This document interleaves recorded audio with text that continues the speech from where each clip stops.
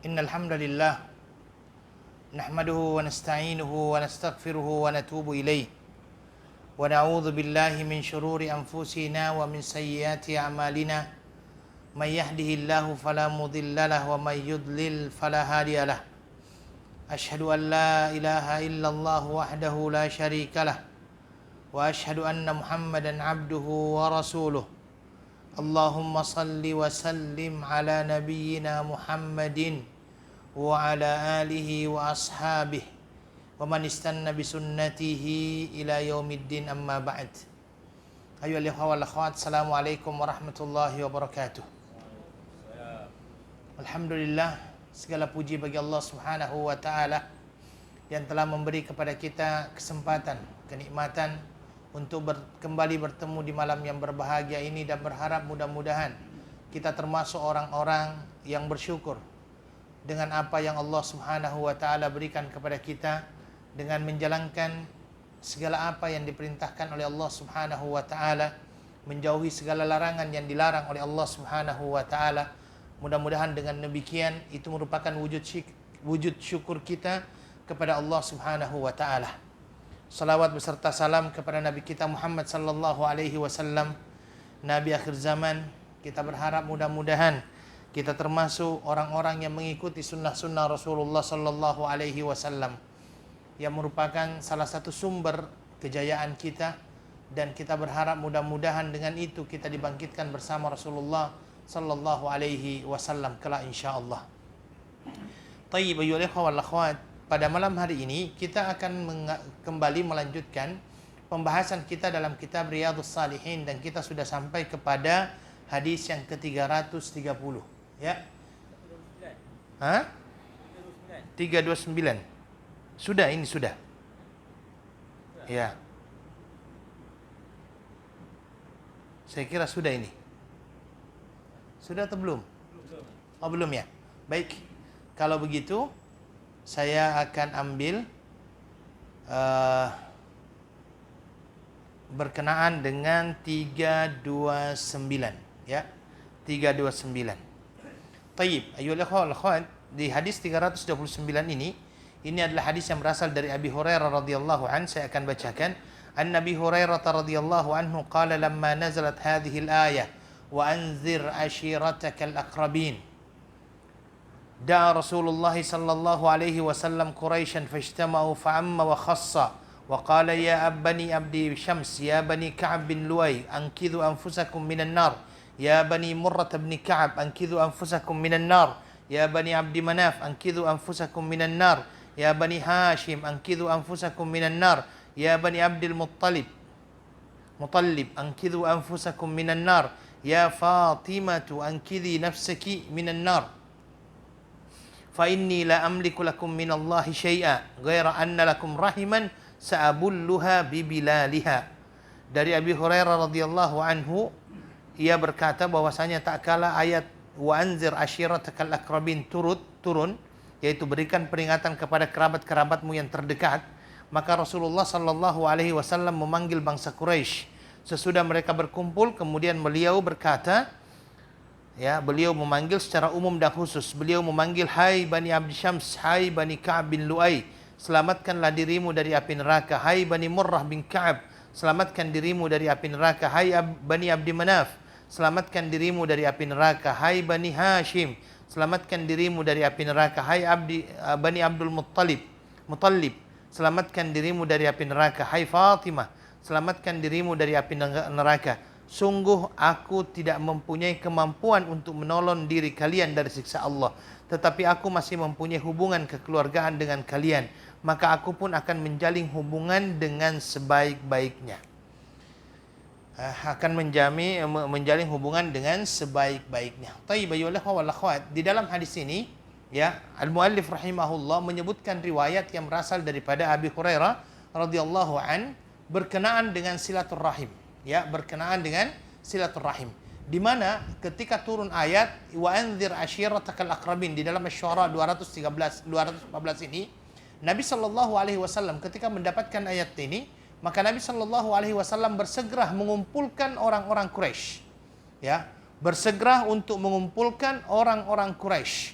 Kemudian setelah itu dia mengajak orang-orang Quraisy secara umum maupun secara khusus, di mana Nabi Shallallahu Alaihi Wasallam memanggil satu persatu daripada kaumnya. Di antaranya adalah ya Bani Abdi Bani Abdi Syams, Bani Ka'ab bin Lu'ay, kemudian Bani Murrah bin Ka'ab, kemudian Abdi Manaf, kemudian Bani Hashim, Bani Abdul Muttalib. Ini semuanya diajak oleh Nabi Shallallahu Alaihi Wasallam. Ya, sampailah kepada anaknya yang bernama Fatimah binti Muhammadin Sallallahu Alaihi Wasallam. Nabi Sallallahu Alaihi Wasallam akhirnya juga berkata berkenaan dengan anaknya, ya Fatimah, wahai Fatimah, angkidhi nafsaki minan nar, selamatkanlah dirimu dari api neraka. Fa inni la amliku lakum minallahi syai'a, karena saya tidak mempunyai apa-apa untuk saya persembahkan untuk membela kamu di hari kiamat, kecuali kamu sendiri yang mempunyai peranan untuk membebaskan dirimu dari api neraka. Maka ayo ikhwah, berkenaan dengan masalah syurga dan neraka ini tidak ada istilahnya senasab. Semuanya mempunyai nasib masing-masing. Ya, tidak ada istilah senasab. Semuanya mempunyai nasib masing-masing. Ya, kalau seandainya seorang ayah adalah orang yang saleh, kemudian anaknya adalah orang yang tidak saleh, maka sang ayah besar kemungkinan akan masuk surga, anaknya yang akan masuk neraka. Ataupun sebaliknya, ayahnya misalnya adalah orang yang tidak saleh, yang tidak menyembah kepada Allah, akhirnya akan menuju ke neraka. Tetapi mungkin saja ayahnya itu adalah anaknya itu adalah orang yang saleh, maka itulah yang akan membawa dia kepada surganya Allah Subhanahu wa taala. Begitu juga dengan Nabi sallallahu alaihi wasallam. Nabi sallallahu alaihi wasallam berkenaan dengan anak-anaknya, Nabi pun mengajak mereka, selamatkan diri kalian. Ya, karena yang dinamakan dengan surga dan neraka ini bukan senasab. Ya, bukan senasab. Tetapi semuanya akan menjalaninya masing-masing sesuai dengan apa yang telah mereka lakukan di mana? Di dunia. Nah, itu yang disampaikan oleh Rasulullah sallallahu alaihi wasallam, bahwasanya semuanya akan menjalaninya. Ya. Kalau seandainya dia memilih jalan yang tidak baik, maka dia akan mendapati hal yang tidak baik. Ketika dia memilih jalan yang baik, maka dia akan mendapati yang baik. Surga dan neraka adalah pilihan masing-masing. Oke. Kemudian Nabi Shallallahu Alaihi Wasallam menyatakan bahwasanya dia tetap akan berbuat baik. Di situ dikatakan, "Ghairu anna lakum rahiman sa'bulluha bi bilaliha." Saya mempunyai rahim ataupun mempunyai hubungan kekeluargaan dengan kalian. Saya akan menjaga hubungan tersebut. Saya akan menjaga hubungan tersebut. Kenapa di situ dikatakan sa'bulluha bi bilaliha? Sa'bulluha bi bilaliha itu artinya secara arti aslinya ya, saya akan menyiraminya dengan air. Ya, saya akan menyiraminya dengan air. Maksudnya menyiraminya dengan air, saya akan senantiasa menumbuh suburkan, ya, menumbuh suburkan silaturahim tersebut antara saya dengan kalian. Makanya Nabi Shallallahu Alaihi Wasallam mempermisalkannya dengan kata-kata sa'abulluha bibilaliha. Itu arti aslinya itu. Saya akan menyiraminya dengan air. Ya, sabiluha bilma. Itu yang disampaikan oleh Rasulullah Shallallahu Alaihi Wasallam. Dia akan menumbuh suburkan yang dinamakan dengan rahim tersebut. Karena kenapa? Nabi Shallallahu Alaihi Wasallam mempermisalkan bahwa hubungan silaturahim itu bagaikan orang yang menyiram tumbuh-tumbuhan. Selama dia disiram, selama itu dia tumbuh. Nah, kalau seandainya dia tidak menyiramnya, maka itu akan mati. Kalau seandainya dia mati, itu diumpamakan dengan orang yang memutuskan tali silaturahim. Ya. Dan Nabi Shallallahu Alaihi Wasallam mempermisalkannya bahwa sesungguhnya hubungan kekeluargaan ataupun silaturahim yang mati itu bisa disirami dengan air, dengan senantiasa menyambungnya. Bukankah Nabi Shallallahu Alaihi Wasallam, bukankah Allah di dalam Al-Quran juga mengatakan waja'alna minal ma'i kulla syai'in hayy, ya, dan kami menjadikan segala sesuatunya itu hidup dengan air. Dan Nabi Shallallahu Alaihi Wasallam mempermisalkan bahwa hubungan kekeluargaan yang dinamakan dengan silaturahim itu akan senantiasa tersambung seperti seseorang yang senantiasa menyiram tanaman yang akan menumbuh suburkan tanaman tersebut. Kemudian ayyuhal ikhwah wal akhwat, hadis yang kedua yaitu 330 dikatakan wa an Abdullah bin Amr bin al-As radhiyallahu anhuma qala sami'tu Rasulullah sallallahu alaihi wasallam jiharan ghaira sirrin. Jiharan ghaira sirrin yaqul inna ala bani fulan laysu bi awliyai innama waliyyi Allah wa salihul mu'minin walakin lahum rahimun abulluha bi bilaliha. Abu Abdullah Amr bin As radhiyallahu anhuma berkata bahwasanya aku mendengar Rasulullah sallallahu alaihi wasallam bersabda, sesungguhnya keluarga Bani Fulan bukanlah wali-waliku. Sesungguhnya yang menjadi waliku adalah Allah dan orang-orang yang beriman yang saleh. Namun bagi mereka yang mempunyai hubungan kerabat, aku akan memenuhi hubungan itu dengan sebaik-baiknya. Ya, perlu disampaikan kepada kita semuanya bahwa sesungguhnya Nabi Shallallahu Alaihi Wasallam mempunyai keluarga, tidak semuanya juga beriman kepada Rasulullah Shallallahu Alaihi Wasallam. Ya, kita tahu bahwasanya dari pakciknya Nabi Shallallahu Alaihi Wasallam itu sendiri itu terbagi menjadi dua. Ada yang tidak beriman dan ada yang beriman kepada Nabi Shallallahu Alaihi Wasallam. Yang kita ketahui beriman kepada Nabi Shallallahu Alaihi Wasallam adalah Hamzah. Kemudian siapa? Al-Abbas. Ya, itu adalah orang-orang yang beriman kepada Nabi Shallallahu Alaihi Wasallam. Tetapi ada juga paman Nabi Shallallahu Alaihi Wasallam yang tidak beriman, yaitu siapa? Abu Talib. Tidak beriman walaupun tidak memusuhi Rasulullah Sallallahu Alaihi Wasallam. Dan ada dari paman Nabi atau pakciknya Rasulullah Sallallahu Alaihi Wasallam tidak beriman dan memusuhi Rasulullah Sallallahu Alaihi Wasallam. Siapa dia?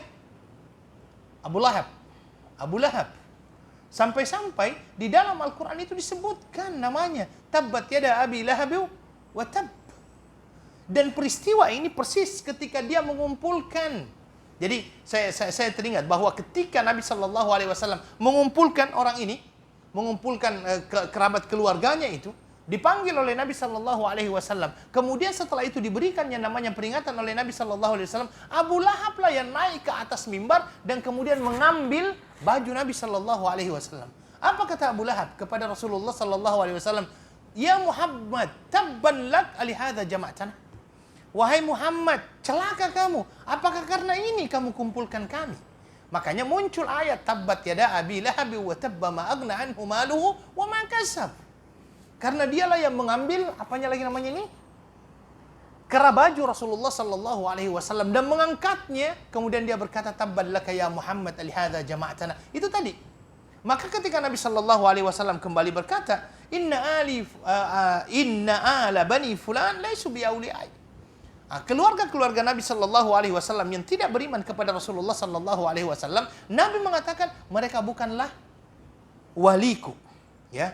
Bukanlah wali-waliku.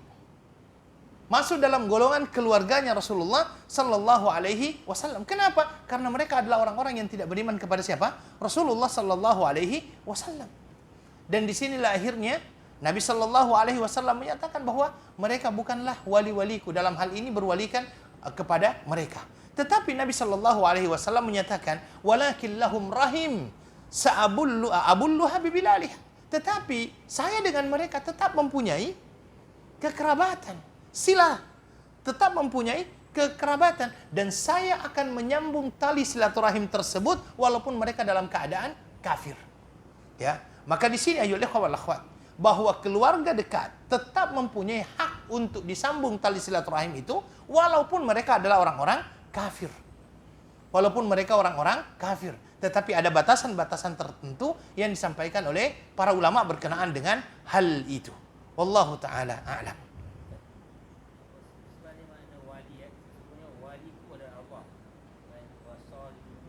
Penolong-penolongku.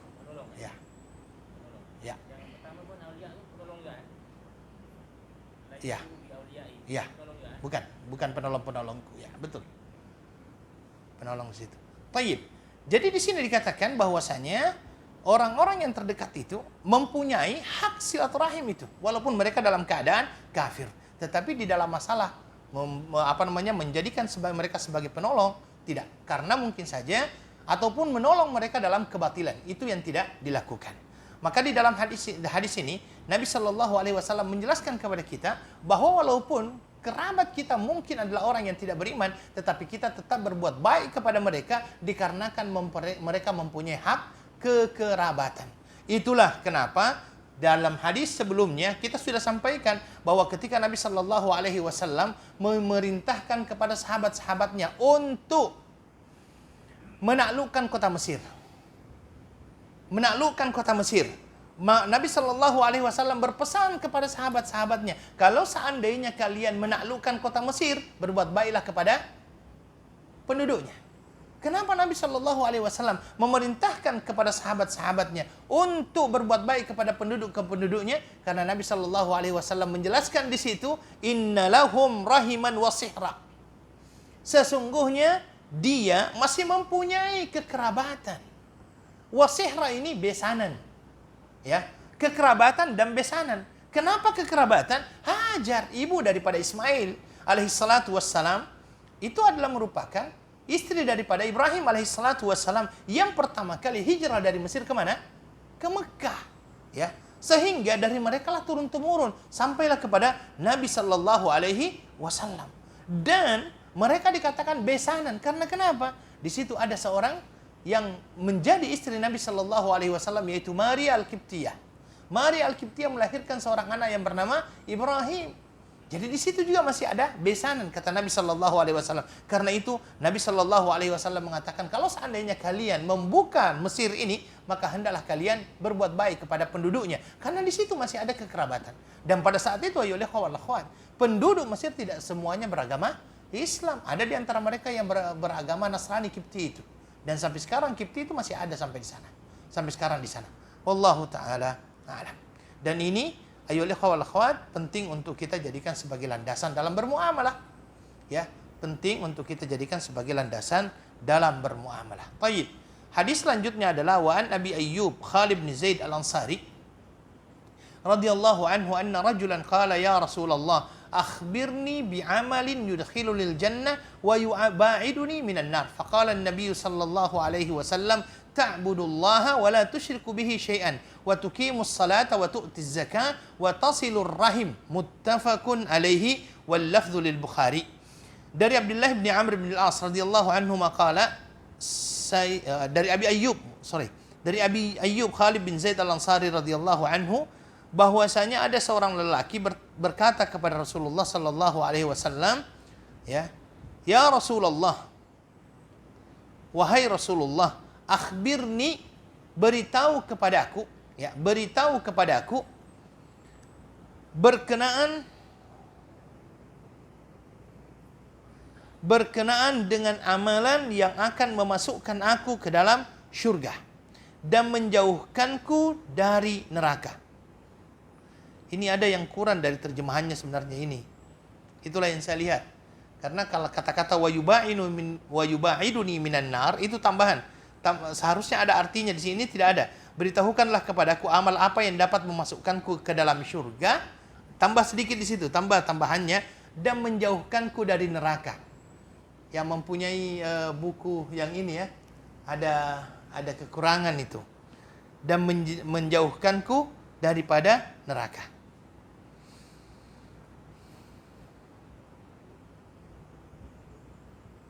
Sudah? Ya, yang mempunyai ini ada tambahan di situ.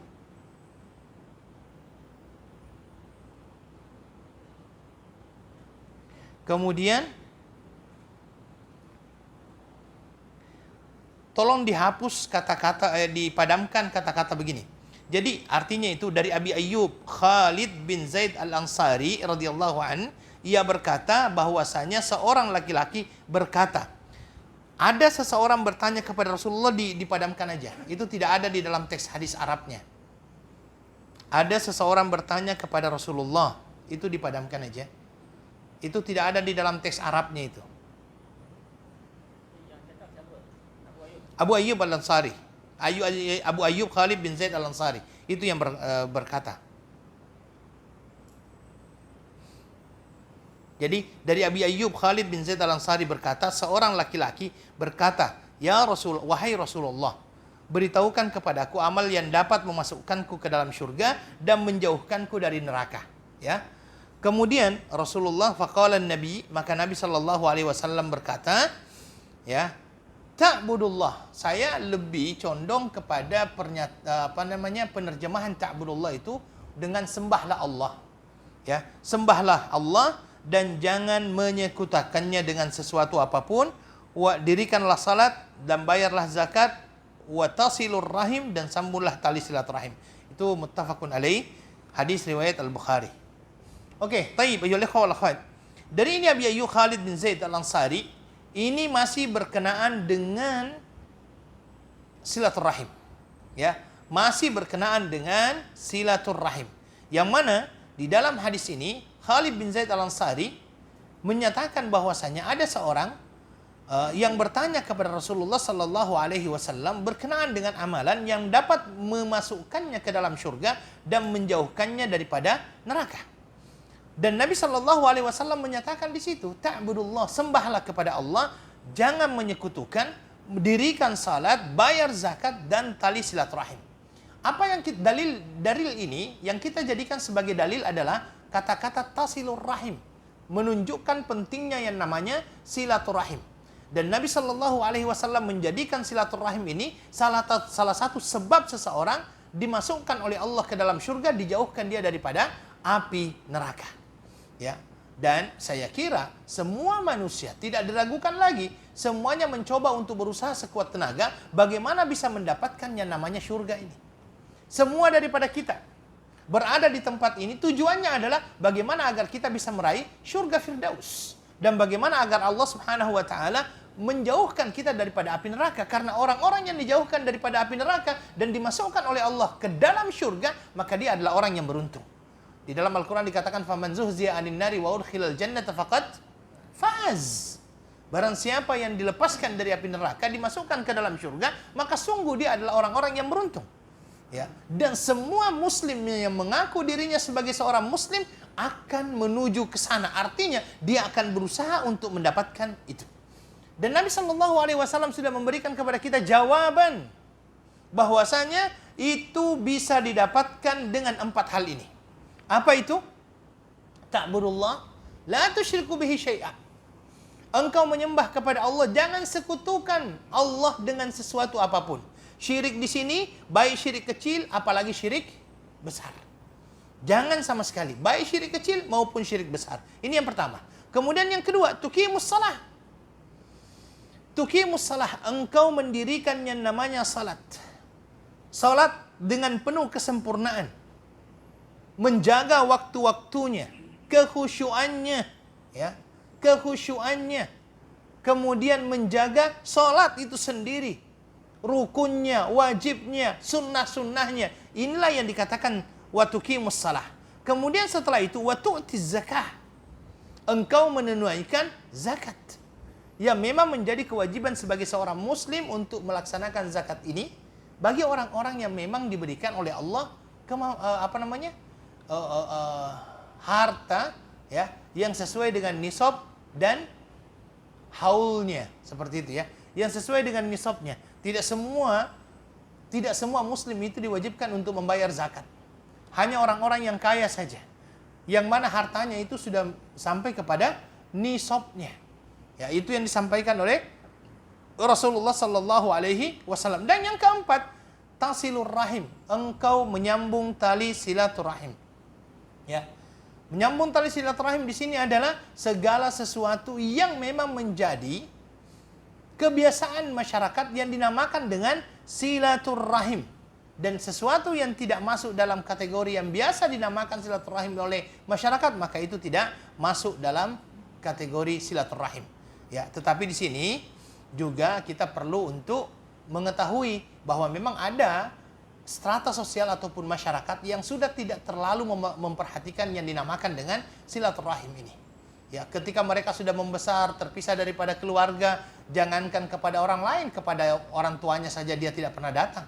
Ini memang ada masyarakat seperti itu, tetapi itu tidak bisa dikatakan sebagai orang yang menyambung tali silaturahim. Kemudian ayyuhal ikhwah wal akhwat, ya. Hadis selanjutnya adalah hadis dari Salman bin Amir radhiyallahu anhu anin Nabi sallallahu alaihi wasallam qala as-sadaqatu 'alal miskini sadaqatun wa 'ala dzir rahimi thintan. Sadaqatun wasilatun, ya. Sadaqatun wasilatun. Di sini dikatakan dari Salman bin Amir radhiyallahu anhu dari Nabi sallallahu alaihi wasallam, ia bersabda, sedekah kepada orang miskin hanya mendapatkan pahala sedekah saja, sedangkan sedekah kepada sanak kerabat mengandung 2 macam keutamaan, sedekah dan hubungan tali silaturahim. Di sini, ya, disebutkan berkenaan dengan hadis Salman bin Amir dari Nabi sallallahu alaihi wasallam. Sebenarnya ini hadis adalah hadis yang agak panjang sebenarnya. Jadi hadisnya itu adalah hadis, saya akan bacakan hadisnya secara panjangnya ya, bahwasanya Salman bin Amir radhiyallahu anhu adin Nabi sallallahu alaihi wasallam, ini berkenaan dengan buka puasa. Sebenarnya ini berkenaan dengan buka puasa. Kemudian setelah itu disambung dengan hadis ini. Tetapi hadis yang disampaikan di sini hanya potongan daripada hadis tersebut. Jadi hadis ini sebenarnya hadis berkenaan dengan berbuka puasa. Di dalam hadis itu dikatakan, idza aftara ahadukum falyuftir ala tamr. Kalau seandainya seseorang di antara kalian berbuka, maka hendaklah dia berbuka dengan tamr. Tamr itu adalah kurma. Kurma, ya. Fa innahu barakah, karena sesungguhnya di dalamnya ada keberkahan. Fa illam yajid tamran falma. Kalau seandainya dia tidak mendapatkan yang namanya kurma, maka hendaklah dia berbuka dengan air, ya. Fa innahu tahur, karena itu adalah mensucikan. Kemudian barulah muncul hadis ini, ya. As-sadaqatu 'alal miskini sadaqah, ya. Sedekah berkenaan kepada orang miskin adalah bagian daripada sedekah. Was-sadaqatu wa 'ala dzir rahim, sedangkan kepada kerabat, ya, keluarga, maka dia mempunyai dua pahala. Yang pertama, pahala karena dia bersedekah, dan yang kedua, pahala karena dia telah menyambung tali silaturrahim. Ya, di sini hadisnya berkenaan dengan masalah berbuka dengan tamar, yang dikatakan di sini bahwasanya itu adalah merupakan sebuah keberkahan. Ya, merupakan sebuah keberkahan untuk berbuka dengan tamar. Tetapi pada hakikatnya sebenarnya, kalau seandainya tidak ada tamar, maka dengan buah itu yang sudah. Kalau memang tidak ada tamar, ya, dengan buah. Ya. Biasanya Nabi Shallallahu Alaihi Wasallam ketika dia berbuka itu tidak berbuka langsung dengan apa-apa yang disentuh oleh api. Biasanya dalam hadis demikian. Jadi kalau yang tidak disentuh oleh api misalnya apa? Ya buah-buahan. Ya, buah-buahan. Kemudian misalnya adalah air. Itu yang disampaikan oleh Rasulullah Shallallahu Alaihi Wasallam. Ya. Kemudian dikatakan kalau seandainya dia tidak mendapati yang namanya tamar, maka dia berbuka dengan air. Ya, dan itu yang disampaikan oleh beberapa riwayat juga mengatakan fa inna Nabiy sallallahu alaihi wasallam yuftiru ala rutabat. Ya. Nabi sallallahu alaihi wasallam itu biasanya berbuka dengan rutab. Rutab itu adalah kurma yang masih masih mengkal, ya. Masih yang lembek itu, belum menjadi tamar. Ya. Jadi ini kekayaan bahasa Arab sebenarnya. Kalau kita kan semuanya namanya kurma aja. Kalau mereka itu mulai daripada kecil itu namanya sudah ada. Kalau dia hijau itu kalau nggak salah namanya balah. Kalau dia sudah kuning namanya namanya rutab. Kalau dia sudah hitam baru menjadi tamar. Itu kekayaan bahasa Arab. Jadi rutab itu kalau dia masih warnanya kuning itu namakan dengan rutab. Sebelumnya itu kalau dia hijau namanya balah. Ya. Kemudian kalau dia sudah hitam dinamakan dengan tamar. Ya. Dan Nabi Shallallahu Alaihi Wasallam biasanya berbuka itu dengan rutabat. Kalau seandainya dia tidak mendapatkan rutabat baru dengan tamarat. Kalau dia tidak dengan tamarat, hasah sayatim minal ma', dia minum beberapa teguk air. Itulah bagaimana Nabi Shallallahu Alaihi Wasallam berbuka. Kemudian setelah dia menjelaskan berkenaan dengan berbuka puasa di situ, Nabi Shallallahu Alaihi Wasallam itu menjelaskan kepada kita berkenaan dengan bersedekah, sistematika bersedekah. Mana yang lebih didahulukan? Dan Nabi Shallallahu Alaihi Wasallam menyatakan di situ bersedekah kepada orang miskin, ya, alal fakir, itu adalah merupakan bagian daripada sedekah yang akan mendapatkan pahala. Saya mau mencoba untuk meluruskan pemahaman masyarakat berkenaan dengan sedekah ini, karena biasanya ya saya sendiri yang sering mendapatkan sedekah dari masyarakat itu. Untuk anak-anak pesantren biasanya mereka berpesan ini untuk anak yatim. Saya berpikir begini, anak yatim itu tidak semuanya fakir dan miskin. Ada anak yatim itu yang memang dia mempunyai warisan dari orang tuanya yang banyak. Maka kalau seandainya memang mau memberikan yang namanya sedekah, mungkin ditambah fakir atau miskin. Kalau mau yatim yang miskin. Jangan hanya sampai kata-kata yatim. Karena saya lihat banyak anak yatim tetapi Masya Allah kehidupannya sangat makmur. Dikarenakan apa? Dikarenakan mereka adalah walaupun yatim tapi mereka mendapatkan harta warisan daripada orang tuanya yang begitu banyak. Anak yatim itu memerlukan kasih sayang. Ya, anak yatim itu memerlukan kasih sayang. Karena ada di antara mereka yang kaya. Kecuali kalau seandainya anak yatim itu yatim yang fakir, itu Itu dua itu, kefakiran dan keyatiman. Tetapi kalau seandainya yatimnya kaya, yang kita cari adalah fakir dan miskinnya. Nah, ini yang perlu untuk kita perbaiki cara pemahaman kita berkenaan dengan sedekah kepada anak yatim ini. Ya, bahwa anak yatim tidak semestinya dia itu adalah fakir. Tapi kalau kita mengatakan fakir dan miskin, bisa yatim, bisa tidak yatim. Oke? Kemudian setelah itu, Nabi Shallallahu Alaihi Wasallam menyatakan, dan bersedekah kepada kerabat keluarga itu malah mendapatkan dua pahala. Pahala yang pertama adalah pahala sedekah, pahala yang kedua adalah pahala karena dia mau menyambung tali silaturahim. Maka dari itulah ayyuhal ikhwah wal akhwat, kalau seandainya ada dua orang fakir, satunya adalah keluarga, satunya bukan keluarga, yang mana kita dahulukan? Dahulukan keluarga. Kalau seandainya keluarga telah kita berikan dan sudah terpenuhi keperluannya, baru kita berikan kepada yang bukan keluarga. Ya. Kalau seandainya kita mengetahui ada anak yang fakir misalnya, kita berikan kalau seandainya dia adalah keluarga. Kalau seandainya dalam keluarga kita memang sudah tidak ada yang fakir, alhamdulillah semuanya cukup, makanan cukup, minuman cukup, oke, boleh berikan kepada orang lain. Wallahu ta'ala a'lam. Kemudian ayyuhal ikhwah wal akhwat, hadis selanjutnya adalah hadis Ibnu Umar radhiyallahu anhuma. Qala kanat tahti imra'atun wa kuntu uhibbuha wa kana Umar yakrahuha faqala li talliqha fa abaitu fa ata Umar an-nabiy sallallahu alaihi wasallam فذكر ذلك له فقال النبي صلى الله عليه وسلم طلقها رواه أبو داود والترمذي وقال حديث حسن صحيح. Ibnu Umar berkata bahwasanya saya mempunyai istri yang saya cintai, tetapi ayahku tidak senang padanya, sehingga ayahku berkata, ceraikanlah istrimu. Oke? Namun saya enggan untuk menceraikannya karena dia cinta, maka dia tidak mau menceraikannya. Maka Umar radhiyallahu an mendatangi Rasulullah sallallahu alaihi wasallam dan menceritakan itu kepada Rasulullah sallallahu alaihi wasallam. Kemudian Nabi sallallahu alaihi wasallam mengatakan, ceraikanlah istrimu. Hadis riwayat Abu Daud, At-Tirmizi, Ahmad, ya, dan lain sebagainya. Ini adalah hadisun hasanun sahih. Syekh Ahmad Syakir berkata bahwa sanadnya sahih. Al-Albani mensahihkannya. Ya. Baik, ayyuhal ikhwah wal akhwat. Hadis ini adalah hadis yang berkenaan dengan cerita Abdullah bin Umar radhiyallahu an. Ya. Jadi Abdullah bin Umar ini mengatakan bahwa dia itu mempunyai seorang istri. Istri ini dia sangat cintai. Tetapi bapaknya yaitu Umar bin Khattab radhiyallahu an tidak setuju ataupun tidak suka dengan istrinya, sehingga dia berkata kepada anaknya, ceraikan istrimu. Abdullah bin Umar tidak mau.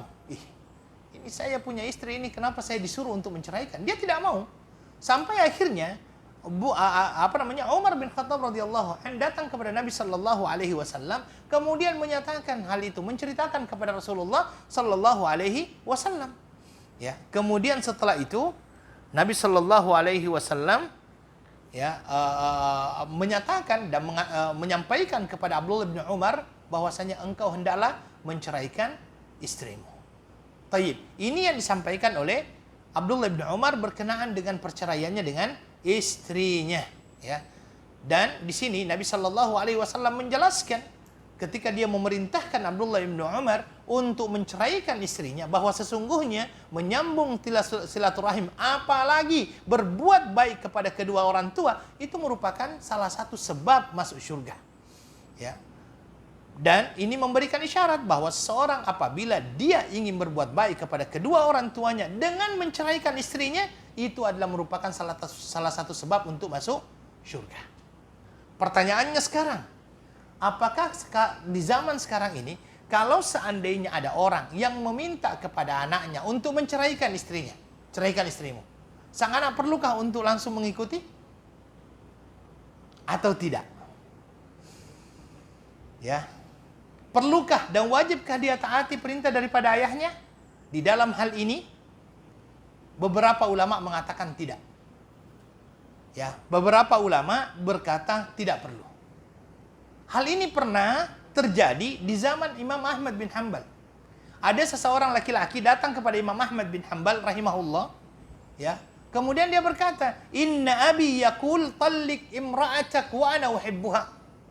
Dia berkata kepada Ahmad bin Hanbal, sesungguhnya ayahku berkata kepada aku, ceraikanlah istrimu karena saya tidak suka dengan istrimu. Bagaimana ini ya Imam? Dia bertanya kepada Imam Ahmad bin Hanbal. Apa kata Imam Ahmad bin Hanbal? La tutalliqha. Jangan ceraikan. Orang ini berkata apa? Alaysa an-nabiy sallallahu alaihi wasallam qad amara ibnu Umar ay yutalliqa zawjatahu lamma amarahu Umar? Ya wahai Imam, bukankah Abdullah bin Umar, ya, Abdullah bin Umar ketika diperintahkan oleh ayahnya Umar untuk menceraikan istrinya, maka dia ceraikan? Apa kata Imam Ahmad? Fahal abuka Umar? Adakah ayahmu juga Umar? Kata dia kan. Kenapa dia bertanya demikian? Karena menurut Imam Ahmad bin Hanbal, Umar ini adalah seorang sahabat Nabi Sallallahu Alaihi Wasallam yang masuk dalam kategori Khulafaur Rasyidin. Dan menurut Imam Ahmad bin Hanbal, pasti Umar ketika memerintahkan Abdullah bin Umar untuk menceraikan istrinya, dia pasti mengetahui sesuatu yang berkenaan dengan sebab syar'i. Sebab syar'i itu sebab yang berkenaan dengan masalah agama, bukan sembarangan dia menyuruhnya. Pasti dikarenakan adanya sebab syar'i, sebab yang berkenaan dengan masalah agama yang mungkin saja Abdullah bin Umar tidak mengetahuinya. Karena menurut Imam Ahmad bin Hanbal, mustahil seorang Umar menyuruh untuk menceraikan istri anaknya dengan memisahkan mereka berdua, suami dengan istri, tanpa adanya alasan yang syar'i, alasan yang berkenaan dengan masalah agama. Ini yang disampaikan oleh Imam Ahmad bin Hanbal berkenaan dengan seseorang yang juga ingin menceraikan istrinya. Wallahu ta'ala a'lam. Maka kalau seandainya orang tua kita memerintahkan kita untuk menceraikan istri kita dan kita tidak tahu apa alasan yang berkenaan dengan masalah syariat, maka tidak perlu untuk diceraikan. Ini beberapa ulama menyatakan demikian. Kecuali kalau seandainya memang itu adalah sesuatu yang berkenaan dengan masalah syariat. Tetapi selama tidak berkenaan dengan masalah syariat, jangan. Kalau seandainya misalnya orang tua kita mengatakan, sudahlah ceraikan istrimu. Kenapa? Terlalu panjang jilbabnya misalnya kan. Nah ini jangan. Karena ada juga yang seperti itu. Ya kan? Wallahu ta'ala a'lam.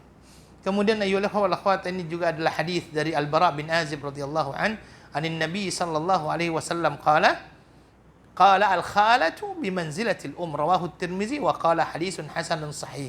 Dari Al-Bara bin Azib radhiyallahu Nabi sallallahu alaihi wasallam berkata, bibi dari ibu posisinya sama dengan ibu.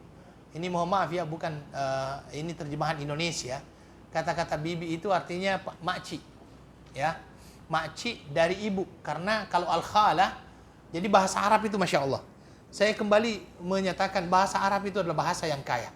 Sampai pakcik dan makcik dari jalur ibu dan pakcik dan makcik dari jalur ayah, itu bahasanya beda. Kalau orang mengatakan ammun dengan ammatun, itu otomatis adalah pakcik dan makcik dari jalur ayah. Tapi kalau dikatakan khalun wa khalatun, itu pasti adalah makcik dan pakcik dari jalur ibu. Dan di sini dikatakan al-khalatu bimanzilatil Makcik dari jalur ibu itu sama tingkatannya dengan ibu. Artinya kita perlu untuk berbuat baik kepada makcik-makcik kita dari jalur ibu dan juga jalur ayah. Ya, kita perlu untuk berbuat baik kepada mereka. Dan ini yang semakin hari semakin hilang dari masyarakat kita. Semakin hari semakin hilang dari masyarakat kita. Kita sudah tidak mesra lagi dengan makcik-makcik kita, padahal kita perlu untuk memperhatikan dia. Wallahu taala a'lam. Ya. Kemudian yang terakhir di sini adalah dakhaltu ala nabi sallallahu alaihi wasallam bi Makkah. Yakni fi awalin nubuwah faqultu lahu ma anta. Ya, ini Amr bin Abasah. Ma anta? Qala nabiyyun faqultu wa ma nabiyyun? Qala arsalani Allah taala faqultu bi ayyi shay'in arsalak? Qala arsalani bi silatil arham wa kasril awthan wa ayyuhad Allah la yushraku bihi syai'an. Wa dzakara tamam al hadis. Saya, yakni Amr bin Abasah, menemui Nabi sallallahu alaihi wasallam di Mekah, ya. Di Mekah, yaitu pada waktu permulaan nubuwah atau diangkatnya beliau sebagai seorang nabi. Lalu saya berkata kepada Nabi sallallahu alaihi wasallam, ya, "Ma anta? Siapa kamu atau apa kamu?" Kemudian Nabi sallallahu alaihi wasallam menjawab, "Nabiyun." Ya, saya adalah seorang nabi. Qala arsalani Allah Ta'ala. Ya, arsalani Allah Ta'ala, Allah mengutusku. Fakultu bi ayyi syai'in arsalak. Saya berkata kepadanya, dengan apa dia mengutusmu? Qala arsalani bi salatil arham. Nabi sallallahu alaihi wasallam menjawab, sesungguhnya Allah mengutusku dengan perintah untuk mempererat tali silaturahim. Wa kasril authan, menghancurkan semua berhala, wa ayyuhadallahu la yusyraku bihi syai'an, dan supaya Allah Subhanahu wa taala ditauhidkan dan tidak ada sekutu apapun dengannya. Wa dzakara tamamal hadis. Dan setelah itu dia menyebutkan hadis itu secara lengkap. Yang kita ambil dari sini ayyuhal ikhwah wal akhwat, bahwa sesungguhnya silaturahim itu adalah merupakan salah satu misi diutusnya Rasulullah sallallahu alaihi wasallam. Karena Nabi sallallahu alaihi wasallam mengatakan arsalani bisilatirrahim. Artinya bahwa silaturahim itu sendiri adalah merupakan salah satu misi kenapa Nabi sallallahu alaihi wasallam diutus oleh Allah Subhanahu wa taala. Selain daripada itu adalah menghancurkan bentuk berhala, segala berhala, kemudian setelah itu mentauhidkan Allah dan tidak menyekutukan Allah dengan apapun. Wallahu taala alam. Baik ayyuhal ikhwah wal akhwat, kita masuk kepada bab selanjutnya, yaitu bab tahrimil uquq wa qati'atur rahim. Bab tahrimil uquq wa qati'atur rahim.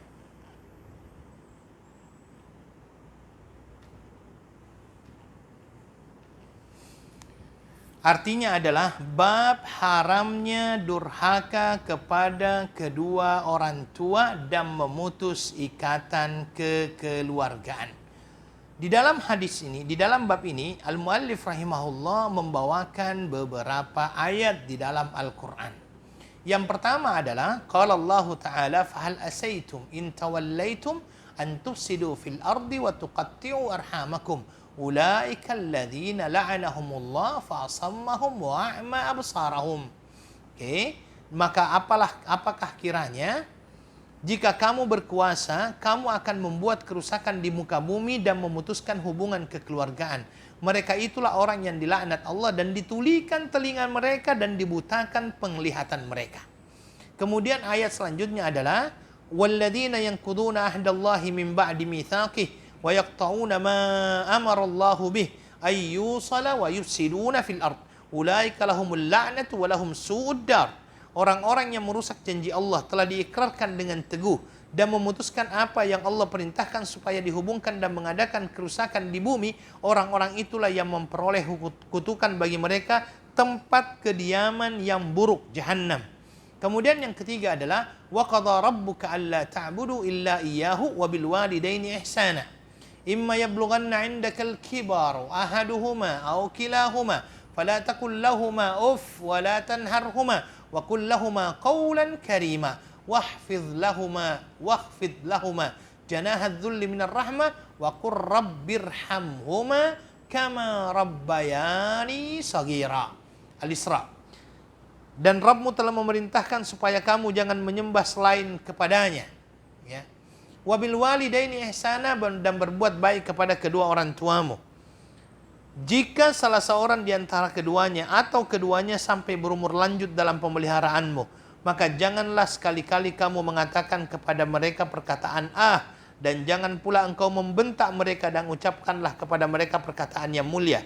Dan rendahkanlah dirimu terhadap mereka berdua dengan penuh kesayangan dan diucapkanlah, wahai Tuhanku, kasihanilah mereka keduanya sebagaimana mereka telah menyayangiku sewaktu aku kecil. Taib ayyuhal ikhwah wal akhwat. Uquq wa qati'atur rahim. Ini yang kita ambil pada malam hari ini, bab yang baru yaitu uquq wa qati'atur rahim. Berkenaan dengan berdosa kepada kedua orang tua. Oke. Kata-kata uquq, ya, itu berasal dari kata al-aq. Al-uquq itu bentuk jamak daripada kata-kata al-aq. Dia adalah merupakan lawan kata daripada kata-kata al-bir. Al-bir. Al-bir artinya apa? kebaikan, berbuat baik, ya. Kebaikan, berbuat baik.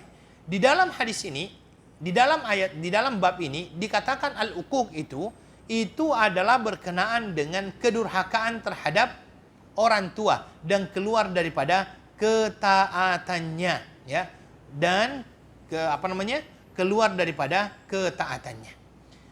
Uququl walidain ataupun durhaka kepada kedua orang tua ini masuk dalam kategori dosa-dosa besar. Ya. Kenapa masuk dalam kategori dosa-dosa besar? Karena adanya larangan untuk uququl walidain menyertai adanya larangan untuk menyembah kepada selain Allah Subhanahu wa taala. Di dalam ayat ini jelas wa qadha rabbuka alla ta'budu illa iyyah wa bil walidaini ihsana. Maka dosa kepada kedua orang tua ini merupakan salah satu, ya, dosa yang besar, ya. Merupakan salah satu dosa yang besar. Maka kalau kita mengatakan apa yang dinamakan dengan uququl walidain, pengingkaran terhadap keutamaan dan kebaikan yang telah diberikan orang tua kita, mulai daripada kita di dalam perut ibu kita sampai akhirnya kita terlahir ke dunia ini, ya. Dan segala apa yang kita makan mulai daripada kecil, merekalah yang mencarinya untuk kita. Wasilah merekalah sehingga kita bisa tumbuh dan berkembang seperti yang kita rasakan pada saat ini. Maka para ulama menyatakan salah satu dosa yang Allah Subhanahu wa taala percepat hukumannya sebelum di dunia, sebelum dia dapatkan di akhirat, yaitu apa? Salah satunya adalah durhaka kepada kedua orang tua. Salah satunya adalah durhaka kepada kedua orang tua. Dan itulah yang pernah diceritakan oleh Nabi Sallallahu Alaihi Wasallam di dalam sebuah hadis yang kalau tidak salah adalah hadis berkenaan dengan Juraij. Ada kan Juraij itu? Berkenaan dengan Juraij. Juraij ini adalah seorang ahli ibadah. Seorang ahli ibadah. Akan tetapi dia akhirnya diuji oleh Allah Subhanahu wa taala karena pada saat itu didatangi oleh ibunya, ya. Kemudian setelah itu dia dipanggil dalam keadaan waktu itu dia beribadah. Dia dipanggil. Ya. Dan ketika dia dipanggil dalam keadaan beribadah itu dia berpikir, ya Rabbi ummi wa salati. Ya Allah, siapa yang saya dahulukan ini? Ummi wa salati. Ibuku kah atau salatku? Berkali-kali ibunya memanggil, dia tidak menyahut karena dia dalam keadaan sedang salat. Dia pulang, ibunya pulang. Hari kedua begitu juga. Hari ketiga begitu juga. Sampai pada akhirnya, ya, Juraij ini didoakan oleh ibunya, Allahumma la tuwaffihi hatta yaral mumisat. Ya Allah, jangan wafatkan dia sampai dia terfitnah. Al-mumisat itu adalah wanita yang tidak baik-baik. Apa yang terjadi setelah itu? Di kampung tersebut dikenallah yang namanya Juraij ini sebagai ahli ibadah. Semua orang menceritakan tentang kebaikannya. Semua orang menceritakan tentang kebaikan daripada Juraij ini, menceritakan tentang ibadah daripada Juraij ini. Sampai pada akhirnya ada di antara mereka, yaitu seorang wanita yang mendengarkan kebaikan itu, langsung berkata, mau tidak saya uji dia? Orang-orang setuju, silahkan uji dia. Betulkah dia ahli ibadah hebat ini? Akhirnya diuji oleh wanita tersebut. Dan Juraij tidak berpaling sama sekali. Tidak berpaling sama sekali sampai pada akhirnya wanita ini, karena dia putus asa, dia malah melakukannya dengan seorang pengembala. Hamil dia, ketika dia hamil ditanya siapa yang menghamili kamu, ternyata dia tunjuk siapa? Juraij al-Abid. Juraij al-Abid. Dia tunjuk, dialah yang menghamili saya. Maka pada saat itu orang-orang semuanya berbicara berkenaan dengan Juraij. Orang-orang pun sudah mulai marah kepada Juraij. Apa ini? Seolah-olah dia itu adalah ahli ibadah, tapi ternyata dia menghamili seseorang. Maka akhirnya orang-orang menghukumi dia. Kemudian setelah itu dia ditangkap, dihancurkan tempat ibadahnya. Dia ditangkap sebelum dia dipukuli atau diapakan itu, ya, ingin dihukum pada saat itu. Maka Juraij berkata, karena wanita itu sudah melahirkan anaknya, kata Juraij, berikan saya waktu untuk melaksanakan sholat. Akhirnya dia diberikan kesempatan untuk sholat. Setelah dia sholat, Juraij berkata, berikan bayi itu kepadaku. Diberikan bayi itu kepadanya, kemudian setelah itu dia pencet pusarnya, kemudian Juraij bertanya kepada bayi itu, siapa bapakmu? Ternyata bayi itu atas izin Allah langsung berbicara, bapakku adalah seorang pengembala kambing. Dan bukan dia, maka akhirnya dilepaskanlah Juraij. Apa yang kita bisa ambil di sini, ya akhwat, bahwa sesungguhnya orang tua ya mempunyai kedudukan yang tinggi di sisi Allah Subhanahu wa taala. Yang perlu untuk kita berbuat baik kepada mereka berdua. Perlu untuk kita berbuat baik kepada mereka berdua. Maka ayyuhal ikhwah, uququl walidain, durhaka kepada kedua orang tua ini termasuk dosa-dosa besar. Termasuk dosa-dosa besar. Apa saja jenis daripada uququl walidain ini? Banyak. Dan kadang-kadang kita tidak sadari. Pertama, membuat mereka menangis baik dengan perbuatan ataupun ucapan kita. Itu sudah bagian daripada uququl walidain. Membuat mereka menangis baik dengan perkataan ataupun perbuatan kita. Karena kadang-kadang ucapan di hadapan orang tua ini kita tidak bisa jaga. Mungkin saja ada sebuah kata-kata yang menyakiti mereka sehingga menjadikan mereka menumpahkan air mata. Dan ini akhirnya masuk dalam kategori uququl walidain. Ataupun dengan perbuatan kita yang tidak diridhoi oleh mereka. Kemudian selanjutnya misalnya adalah apa? Menghardik. Atau menghardik ya. Menghardik ataupun menyatakan perkataan-perkataan yang keras ya di hadapan mereka. Makanya di dalam Al-Qur'an yang saya bacakan tadi dikatakan fala taqul lahuma uff, jangan sekali-kali membantah dengan kata-kata kepada mereka karena itu akan menyakiti hati mereka. Kalau seandainya perkataan saja dilarang, apalagi dengan perkataan-perkataan yang lebih kasar daripada itu. Apalagi dengan perkataan-perkataan yang lebih kasar daripada itu. Yang ketiga, bermuka masam di hadapan mereka. Atau bermuka masam ya. Seolah-olah marah di hadapan mereka. Ya. Ataupun memandang mereka dengan pandangan marah, merendahkan, memalingkan muka, memotong pembicaraan, mendustai mereka, membantah ketika mereka berbicara. Ini juga bagian daripada uququl walidain menurut para ulama. Makanya hati-hati. Pembicaraan kita adalah pembicaraan yang bisa menjadikan hati mereka gembira. Makanya ada seorang ulama berkata, kalau seandainya orang tuamu takut menyampaikan sesuatu kepadamu, ketahuilah itu adalah tanda kamu telah berbuat durhaka kepadanya. Kalau ada orang tua kita yang takut menyampaikan sesuatu kepada kita, itu menunjukkan bahwa kita telah melakukan uququl walidain kepada mereka berdua. Takut. Kadang-kadang kan ada orang tua, saya takutlah sama adikmu itu. Saya kalau berkata-kata begini dia bantah. Itu menunjukkan bahwa itu adalah bagian daripada uququl walidain. Di antaranya juga ayyuhal ikhwah wal akhwat apa? Mungkin tidak membantu pekerjaan rumah mereka. Tidak membantu pekerjaan orang tua. Bahkan sebaliknya terkadang kita memerintahkan orang tua itu seolah-olah seperti pembantu di rumah kita. Suruh menyapu lah, suruh mencuci lah, suruh menggosok lah, ya, suruh siapkan makanan lah. Padahal kita mungkin tahu bahwasanya orang tua kita sudah lemah, sudah sakit-sakitan, tetap kita suruh, ya. Kalau seandainya ibunya melakukannya dengan senang hati dia gembira, tetapi kalau seandainya tidak lakukan marah-marah juga anaknya, apalah ibu ini. Ini adalah bagian daripada kedurhakaan terhadap kedua orang tua. Dimasakkan lagi, dikritik lagi masakannya. Masakan ibu ini tak sedap lah. Ini sudah jatuh dua dosa itu. Dosa yang pertama dikarenakan ada larangan dari Nabi SAW untuk mencela makanan. Itu kan dia sudah cela makanannya. Kemudian yang kedua, ketika dia menyampaikan bahwasannya dia tidak suka dengan makanan ibu, itu bisa saja menjadikan ibunya apa? Sakit hatinya. Kalau sudah sakit hati seorang ibu, bisa saja itu menjadi wasilah dia tidak meridhai apa yang kita lakukan. Ya. Ataupun mungkin kita tidak menghargai atau tidak menganggap pendapat daripada orang tua. Ya. Tidak meminta izin kepada mereka. Kemudian misalnya artinya mencaci maki, melaknat. Ini adalah hal-hal yang Masya Allah banyak yang terjadi di zaman saat ini. Ya. Ataupun mungkin tidak mentaati mereka, mentaati orang lain lebih dahulu daripada mentaati kedua orang tua kita.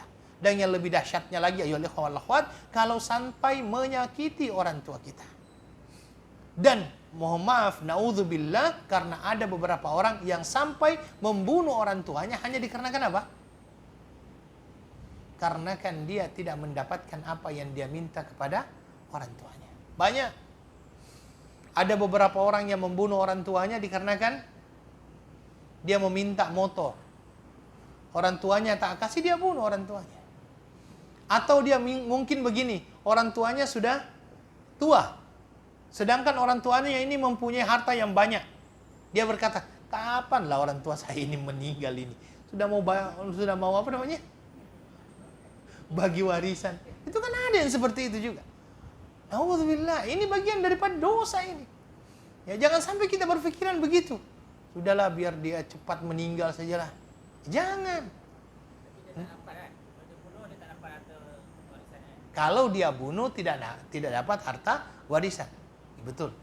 Tapi kalau seandainya dia mempunyai kata-kata seperti itu bagian daripada dosa sebenarnya.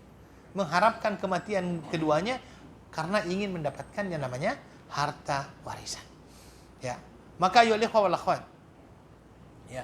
Ini adalah larangan daripada Allah Subhanahu wa taala untuk ya mendurhakai kedua orang tua kita. Ya. Wal kabair al-uquq minal kabair. Yang dinamakan dosa kepada kedua orang tua ini adalah merupakan dosa yang besar. Sebagaimana yang disampaikan oleh Allah, yang disampaikan oleh muallif rahimahullah, ayat yang pertama tadi itu, fahal asaitum in tawallaitum an tufsidu fil ardi wa tuqatti'u arhamakum ulaika alladhina la'anahumullah fa asammahum wa a'ma absarahum. Artinya apa? Jika kalian berkuasa, kalian membuat kerusakan di muka bumi. Apa yang kalian lakukan? Kalian memutuskan tali silaturahim. Kalau kalian memutuskan tali silaturahim, Allah akan melaknat kalian, mentulikan telinga kalian, membutakan mata kalian. Ya. Arti daripada membutakan mata bukan mungkin mata apa lagi namanya ini? Mata yang kita punya, tetapi mata hati yang dibutakan oleh Allah Subhanahu wa taala. Allah membutakan mata hati mereka. Ya. Makanya di dalam Al-Qur'an dikatakan la ta'mal absar walakin ta'malul qulubul ladzi fis sudur gitu kan. Tidak, Allah tidak butakan mata mereka, tapi yang dibutakan itu adalah mata hati mereka. Ya, sehingga dengan butanya mata hati itu, dia tidak bisa membedakan mana yang ma'ruf, mana yang mungkar, mana yang hak, mana yang batil. Nauzubillahi min dzalik. Sehingga kebatilan dilihat itu adalah sebuah kebenaran, kebenaran dilihat sebagai kebatilan. Ini yang pertama. Kemudian yang kedua adalah apa namanya di sini tadi, asammahum itu mentulikan telinga mereka. Mungkin telinga mereka tidak tuli, tetapi Allah Subhanahu wa taala tidak memberikan kepadanya taufik untuk mendengarkan hal-hal yang baik. Yang dia dengarkan adalah hal-hal yang buruk saja. Tidak mampu untuk mendengarkan hal-hal yang baik. Tidak mampu untuk mendengarkan bacaan Al-Quran. Tidak mampu untuk mendengarkan ceramah-ceramah agama. Yang dia dengarkan adalah hal-hal yang menjurus kepada kemungkaran. Wa na'udzubillahi min dzalik. Ini adalah uqubah ataupun azab yang Allah timpakan kepada mereka di dunia. Di akhirat apa? La'anahumullah. Allah akan memberikan laknat kepada mereka. Yang dinamakan dengan laknat itu dijauhkan daripada rahmat Allah Subhanahu wa taala. Wa na'udzubillahi min dzalik. Saya kira itu yang bisa kami sampaikan pada malam hari ini. Semoga Allah Subhanahu wa taala menjadikan kita orang-orang yang senantiasa mendengarkan dan mengikuti yang terbaik dari apa yang kita dengarkan. Tentang yang amal yang memasukkan orang surga kan. Salat dan tak sebut puasa dan haji ya. Yang amal yang Sebenarnya penyebutan 4 itu bukanlah lil hasr. Tahu lil hasr ya? Lil hasr itu bukanlah pembatasan. Tetapi itu adalah 4 hal yang sangat penting di dalam hidup seseorang. Oke? Yaitu tadi menyembah kepada Allah, tidak menyekutukannya, kemudian setelah itu salat. Ya, silaturahim dan zakat. Karena kenapa? Begini. Sebenarnya 5 rukun Islam itu 5 rukun Islam itu, terkadang ada orang yang mempunyai rukun Islam hanya 2. Ada orang yang hanya mempunyai rukun Islamnya 3. Ya. Yang mempunyai rukun Islam 2 itu mungkin dia adalah orang yang mampu bersyahadat, mampu untuk melaksanakan salat, ya. Lalu dia mempunyai kewajiban untuk melaksanakan salat. Dia mungkin tidak mampu untuk berpuasa karena dia punya penyakit. Dia tidak diwajibkan yang namanya zakat karena dia miskin. Otomatis juga tidak diwajibkan yang namanya haji. Rukun Islamnya hanya 2. Ada orang yang hanya rukun Islamnya berapa? 3. Ya, 3. Mungkin saja dia adalah orang yang mampu bersyahadat, salat, ya. Mungkin dia tidak mampu untuk berpuasa sehingga dia harus bayar fidyah, ya. Zakat, mungkin dia adalah orang kaya sehingga dia wajib untuk berzakat. Tetapi karena tidak mempunyai kemampuan fisik, mungkin saja dia tidak diwajibkan untuk haji. Ada orang yang diberikan rukun Islam itu mungkin sempurna, 5-5-nya wajib untuk dia laksanakan. Maka ketika Nabi Shallallahu Alaihi Wasallam menyebutkan yang 4 ini, itu bukan berarti pembatasan bahwa hanya itulah yang akan memasukkan kita ke dalam syurga. Amalan-amalan yang akan mendatangkan ridha Allah, kasih sayang Allah Subhanahu Wa Taala, semua itu adalah merupakan jalan untuk menuju kepada syurganya Allah Subhanahu Wa Taala. Wallahu taala a'lam. Mari kita akhiri dengan doa kafaratul majlis. Subhanakallahumma wa bihamdika asyhadu an la ilaha illa anta astaghfiruka wa atubu ilaik. Wa akhiru da'wana alhamdulillahi rabbil alamin. Wassalamualaikum warahmatullahi wabarakatuh.